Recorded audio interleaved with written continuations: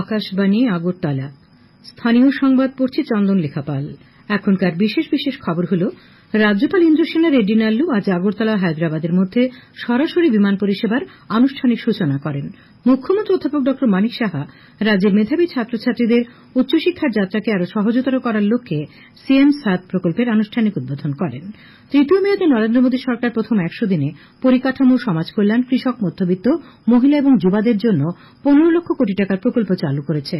Tripura football association পরিচালিত চন্দ্রস্মৃতি ঘরোয়া প্রথম ডিভিশন লীগ ফুটবল প্রতিযোগিতার আজকের খেলায় এগিয়ে চলা সংঘ জয়লাভ করেছে। এবারে আসছে বিস্তারিত সংবাদে। রাজ্যপাল ইন্দ্রসেনা রেড্ডি নাল্লু আজ আগরতলা হায়দ্রাবাদের মধ্যে সরাসরি বিমান পরিষেবার আনুষ্ঠানিক সূচনা করেন। এই উপলক্ষে আজ সকালে মহারাজা বীরবিক্রম বিমানবন্দরে আয়োজিত অনুষ্ঠানে রাজ্যপাল রাজ্যবাসীকে আগরতলা থেকে হায়দ্রাবাদে যাতায়াতের জন্য সরাসরি এই বিমান পরিষেবার সুযোগ গ্রহণ করার অনুরোধ জানান। তিনি বলেন, আগরতলা হায়দ্রাবাদের মধ্যে সরাসরি বিমান পরিষেবা চালু হওয়ায় ত্রিপুরা ও বাংলাদেশের মানুষ বিশেষভাবে উপকৃত হবেন। এনবিবি বিমানবন্দর থেকে আন্তর্জাতিক বিমান পরিষেবা শীঘ্রই চালু হবে বলে রাজ্যপাল আশা প্রকাশ করেন। অনুষ্ঠানে উপস্থিত ছিলেন আগরতলা বিমানবন্দরের অধিকর্তা কে.সি. মিনা এবং ইন্ডিগো এয়ারলাইন্সের আধিকারিকগণ। উল্লেখ্য, ইন্ডিগো উড়ান সংস্থা সপ্তাহের প্রতি সোম, বুধ, শুক্র, রবিবার এই রুটে বিমান চালাবে।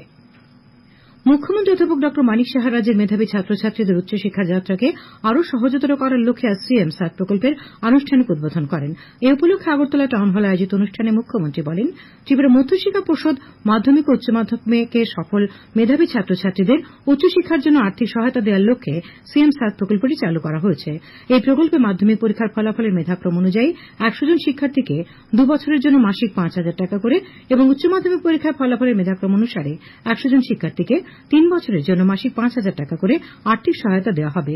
এই প্রকল্পে ব্লক স্তরে 152 জন, নগর পঞ্চায়েত স্তরে 12 জন, পুর পরিষদ স্তরে 26 জন এবং আগরতলা পুর নিগম স্তরে 10 জন করে মোট 200 জন সুবিধাভোগীকে নির্বাচন করে আর্থিক সহায়তা দেওয়া হবে। প্রতিটি জেলার জেলা শিক্ষা আধিকারিকের মাধ্যমে 200 জন সুবিধাভোগীকে নির্বাচন করা হবে। মুখ্যমন্ত্রী বলেন, এটি একটি বৃত্তিমূলক প্রকল্প যা পড়াশোনার ক্ষেত্রে শিক্ষার্থীদের উৎসাহিত করবে। মুখ্যমন্ত্রী বলেন, আর্থিক অভাবে কোনো শিক্ষার্থীর পড়াশোনায় যাতে ব্যাঘাত না ঘটে সেই লক্ষ্যে এই প্রকল্পটি চালু করা হল। এই প্রকল্পের জন্য প্রথম বছরে 1 কোটি 20 লক্ষ টাকা, দ্বিতীয় বছরে 2 কোটি 40 লক্ষ টাকা এবং তৃতীয় বছর থেকে 3 কোটি টাকা করে ব্যয় করা হবে। অনুষ্ঠানে অন্যান্যদের মধ্যে বক্তব্য রাখেন মধ্যশিক্ষা দপ্তরের অধিকর্তা এনসি শর্মা, এসসিআরটির অধিকর্তা এলডারলং। অনুষ্ঠান মঞ্চে 8টি জেলা থেকে 2 জন করে শিক্ষার্থীকে এই প্রকল্পের অর্থরাশির প্রতীকী চেক তুলে দেওয়া হয়। পরিসংখ্যান মন্ত্রী বিকাশ দেববর্মা আজ আগরতলার প্রজ্ঞা ভবনে 5 দিনব্যাপী আঞ্চলিক state income and related aggregate শীর্ষক কর্মশালার উদ্বোধন করেন। অনুষ্ঠানে পরিসংখ্যান মন্ত্রী ত্রিপুরা ডাটা এনক্রিপশন স্ট্যান্ডার্ডের web portal analytical dashboard www.estatestripura.gov.in এর উদ্বোধন করেন। অনুষ্ঠানে পরিসংখ্যান মন্ত্রী বলেন, এই ওয়েবসাইটের মাধ্যমে ত্রিপুরার পরিসংখ্যানগত সমস্ত সংগ্রহ করা তথ্য ও সিদ্ধান্ত অতি সহজেই জানা যাবে। Ministry of statistics and programme implementation এবং রাজ্য সরকারের পরিসংখ্যান দপ্তরের যৌথ উদ্যোগে আজকের কর্মশালার আয়োজন করা হয়। অনুষ্ঠানে পরিসংখ্যান দপ্তরের বিশেষ সচিব Abhishek Chandra dashboard and initiatives of DS Tripura নিয়ে বিস্তারিত আলোচনা করেন। কর্মশালার উদ্বোধনী অনুষ্ঠানে উপস্থিত ছিলেন কেন্দ্রীয় পরিসংখ্যান মন্ত্রকের ডিজি এন.কে. সন্তোষী, অধিকর্তা পূজা রানী, আন্দামান নিকোবর দ্বীপপুঞ্জের পরিসংখ্যান দপ্তরের অধিকর্তা গৌরাঙ্গ মিশ্র প্রমুখ। 5 দিনের কর্মশালায় ত্রিপুরা ছাড়াও পশ্চিমবঙ্গ, মেঘালয়, সিকিম, মণিপুর, নাগাল্যান্ড, অরুণাচল প্রদেশ, উত্তরপ্রদেশ, রাজস্থান, দিল্লি, ওড়িশা এবং আন্দামান ও নিকোবর দ্বীপপুঞ্জের পরিসংখ্যান দপ্তর আধিকারিকরা অংশ নিয়েছেন। খবর প্রচারিত হচ্ছে আকাশবাণীর আগরতলা কেন্দ্র থেকে। ঐতিহাসিক তৃতীয় মেয়াদে ক্ষমতায় আসার পর মোদী সরকার তার প্রথম 100 দিন পূর্ণ করেছে। এই সময়ের মধ্যে সরকার পরিকাঠামো, সমাজকল্যাণ, কৃষক, মধ্যবিত্ত, মহিলা এবং যুবাদের জন্য 15 লক্ষ কোটি টাকার প্রকল্প চালু করেছে। নারীদের ক্ষমতায়নের লক্ষ্যে, বিশেষ করে গ্রামীণ এবং অর্থনৈতিকভাবে অনগ্রসর পটভূমি থেকে আসা ব্যক্তিদের ক্ষমতায়নের লক্ষ্যে সরকার নারী নেতৃত্বাধীন উন্নয়নের জন্য একটি শক্তিশালী ভিত্তি স্থাপন করেছে। গোলটেবিল বৈঠকের পর গুগলের সিইও সুন্দর পিচাই বলেছেন, প্রধানমন্ত্রী নরেন্দ্র মোদী ভারতকে রূপান্তরিত করার দিকে মনোনিবেশ করেছেন। তিনি বলেন, এটি ডিজিটাল ইন্ডিয়ার লক্ষ্য। শ্রী পিচাই বলেন, প্রধানমন্ত্রী কোম্পানিগুলিকে ভারতে বিভিন্ন পণ্যের নকশা এবং উৎপাদন করার আহ্বান জানিয়েছেন। তিনি আরও বলেন, পিক্সেল ফোন ভারতে তৈরি হয় বলে গুগল গর্বিত। তিনি বলেন, প্রধানমন্ত্রী গুগলকে জনগণের স্বাস্থ্যসেবা, শিক্ষা এবং কৃষি সংক্রান্ত অ্যাপ্লিকেশন নিয়ে চিন্তা করার জন্য চ্যালেঞ্জ জানিয়েছেন। তিনি বলেন, গুগল ভারতের অংশীদার হিসেবে এবং ভারতে এআইতে দৃঢ়ভাবে বিনিয়োগ করতে পেরেও গর্বিত। মুখ্যমন্ত্রী অধ্যাপক ড মানিক সাহা আগরতলা এক বেসরকারি হোটেলে 2 দিনের ত্রিপুরা রাবার কনক্লেভের উদ্বোধন করেন। উদ্বোধনী ভাষণে ফেডারেশন অফ ইন্ডিয়া ইন্ডাস্ট্রিজ উত্তর পূর্ব কাউন্সিলের চেয়ারম্যান ড পলিন কুন্ডমাং জানান, কনক্লেভে দিল্লি, মহারাষ্ট্র, কেরালা সহ বিভিন্ন রাজ্যের 35 জন প্রতিনিধি অংশ নেন। অনুষ্ঠানে উপস্থিত ছিলেন শিল্প বাণিজ্য মন্ত্রী শান্তনা চাকমা, মুখ্য সচিব জে.কে. সিনহা, টিআরডিসির চেয়ারম্যান নবাদুল বণিক প্রমুখ। রাজ্যের স্বাস্থ্য সচিব কিরণ গিত্তে আজ আগরতলায় সাংবাদিক সম্মেলনে জানান, জিবি হাসপাতালে প্রত্যেক দিন 80 থেকে 100 জন রোগী ডায়ালিসিসের সুবিধা পাচ্ছেন। কিডনি রোগীদের হাসপাতালে এইমসের পদ্ধতিতেই ডায়ালিসিস দেওয়া হয়। তিনি জানান, এখানকার ডায়ালিসিস পরিষেবা খতিয়ে দেখার জন্য এইমসের একটি বিশেষজ্ঞ দলকে পাঠানোর অনুরোধ করা হবে। পরিষেবা আরও ভালো করার জন্য চলতি বছরের 1 আগস্ট থেকে জিবি হাসপাতালে আউটসোর্সিং এর মাধ্যমে কিডনি রোগীদের ডায়ালিসিস দেওয়া হচ্ছে। তিনি জানিয়েছেন, গত 2 মাসে 5000-এর বেশি রোগী জিবি হাসপাতালে ডায়ালিসিসের সুবিধা নিয়েছেন এবং সম্পূর্ণ বিনামূল্যে পরিষেবা দেওয়া হচ্ছে। কিডনি রোগীরা যাতে কোনো সমস্যার সম্মুখীন না হন তা নিশ্চিত করতে মুখ্যমন্ত্রী অধ্যাপক ড মানিক সাহাও নির্দেশ দিয়েছেন। আউটসোর্সিং কর্তৃপক্ষকে বিষয়টি স্পষ্ট করে দেওয়া হয়েছে। সাংবাদিক সম্মেলনে এজিএমসির অধ্যক্ষ ড অনুপ সাহা, জিবি হাসপাতালের সুপার ড শঙ্কর চক্রবর্তী, ডেপুটি সুপার ড কনক চৌধুরী, জিবি হাসপাতালের মাইক্রোবায়োলজি বিভাগের অধ্যাপক ড তপন মজুমদার প্রমুখ উপস্থিত ছিলেন।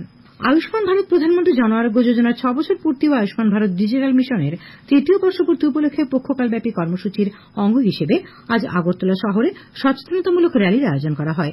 পশ্চিম জেলা মুখ্য স্বাস্থ্য আধিকারিকের উদ্যোগে এই র্যালিতে উপস্থিত ছিলেন আগরতলা পুর নিগমের মেয়র দীপক মজুমদার, পশ্চিম জেলার জেলাশাসক ড বিশাল কুমার, পশ্চিম জেলার মুখ্য স্বাস্থ্য আধিকারিক ড রঞ্জন বিশ্বাস, স্বাস্থ্যকর্মী ও আশাকর্মীরা।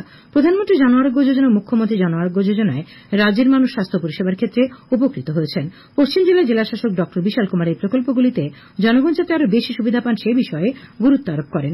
উল্লেখ্য, জনগণের স্বাস্থ্য সুরক্ষা এবং আর্থিকভাবে দুর্বল শ্রেণীর মানুষের সুস্বাস্থ্য নিশ্চিত করার লক্ষ্যে 2018 সালের 23 সেপ্টেম্বর আয়ুষ্মান ভারত প্রধানমন্ত্রী জন আরোগ্য যোজনার সূচনা করা হয়েছিল। এই যোজনা এখন পর্যন্ত মোট 3,43,985 জন বিভিন্ন হাসপাতাল থেকে বিনামূল্যে চিকিৎসা পরিষেবা পেয়েছেন এবং মোট 155,51 লক্ষের বেশি টাকার দাবি নিষ্পত্তি করা হয়েছে। প্রধানমন্ত্রী জনজাতি উন্নত গ্রাম অভিযান প্রকল্পের আওতায় রয়েছে রাজ্যের 392টি গ্রাম, তার মধ্যে ধলাই জেলায় রয়েছে 93টি গ্রাম। এই গ্রামগুলির শিক্ষা, স্বাস্থ্য থেকে শুরু করে বিভিন্ন ক্ষেত্রে এখনো যে সমস্ত সমস্যা রয়েছে সেগুলি চিহ্নিত করে দ্রুততার সঙ্গে সমাধান করা হবে। আজ আমবাসা এক সাংবাদিক সম্মেলনে ধলাই জেলার জেলাশাসক সাজু ওয়াহিদ এই খবর জানান। তিনি বলেন, পিএমজিএসওয়াই প্রকল্পে রাস্তা নির্মাণ, পিএমএওয়াই প্রকল্পে পাকা ঘর নির্মাণ করা হবে।